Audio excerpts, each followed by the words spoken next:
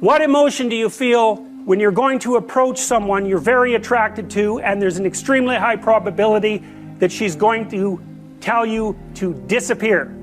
Real judgment. It's like the best judgment is, well, I don't mind your physical presence, but your genes should definitely not survive another generation. Right, and that's sort of generally translated into, I think we should just be friends.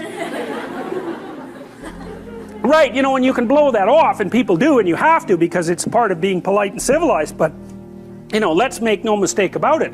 There is no more fundamental judgment than that. Paralysis. And there's no shortage of men, I mean, who are absolutely terrified of women. I mean, I've had many of them in my practice, you know. I had one guy, he was so terrified of women he couldn't even talk to them on the phone. It's more common than you think. So, but it's generally manifested by men who no one cares about, so it's generally irrelevant. So, well, it's the case. It really is the case. I'm not kidding. They're low status men. You know, they're people that are generally regarded as losers, and there isn't anybody who really gives a damn about what happens to them one way or another. And there's a lot more men in that category than there are women. Women are in all sorts of, you know, social categories that cause them misery and distress, but that one seems to be predominantly male.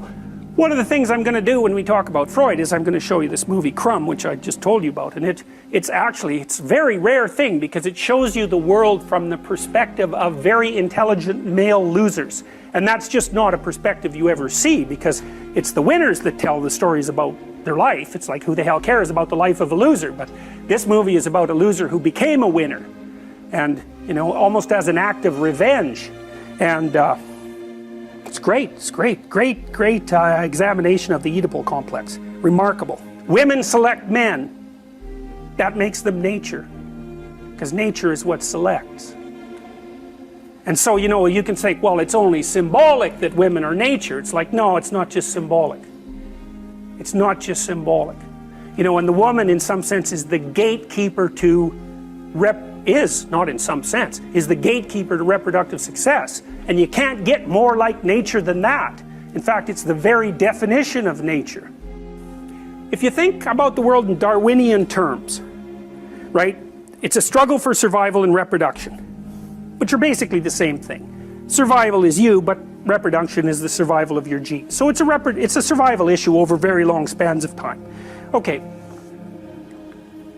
What do we call the selection mechanism? Right, natural selection, right? It's nature who does the selection. Okay, so let me tell you something that makes female humans different than female chimps.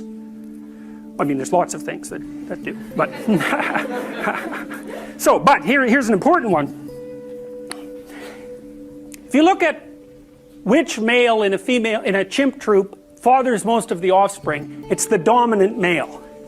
But the reason for that isn't because the female chimps sort of flock around the dominant male. Now that happens in other species, but it doesn't happen with chimps.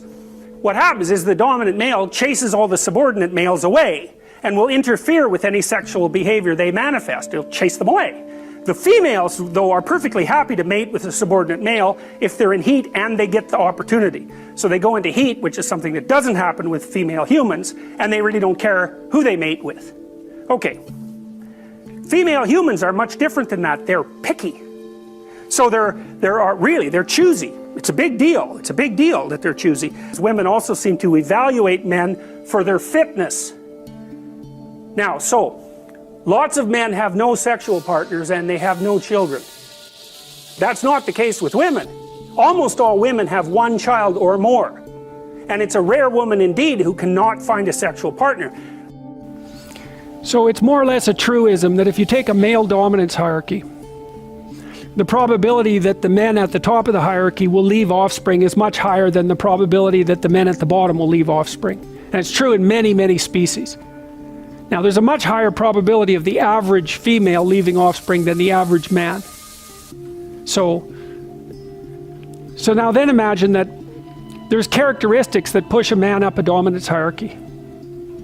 Okay, and then imagine that there are characteristics that push a man up a set of dominance hierarchies.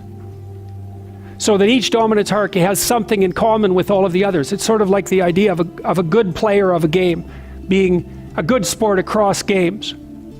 So then imagine that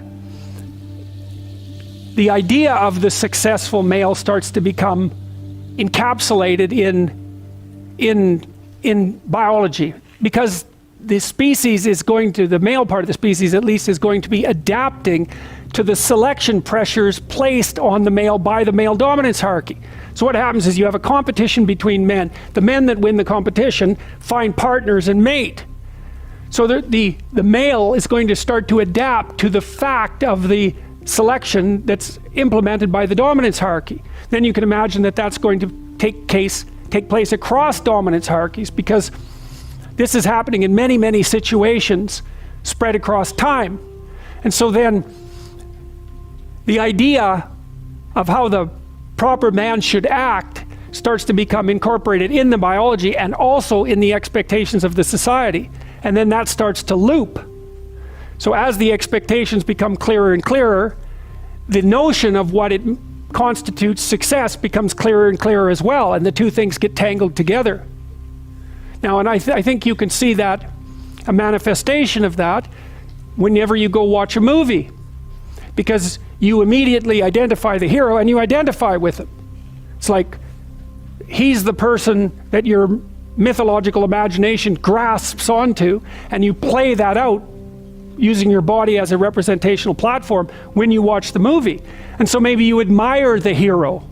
If he's a successful hero, you do. Well, that admiration is the manifestation of the instinct that drives you towards that kind of behavior. And not only can you manifest it, in which case you're likely to feel good about yourself, because you know that sometimes you can feel good about yourself and sometimes not, but you're also going to be able to recognize it when you see it in the world. And that's going to manifest itself in admiration. And admiration is the proclivity to imitate. So the meme can be you can imagine, dominance hierarchies are very, very old. They're like 300 million years old.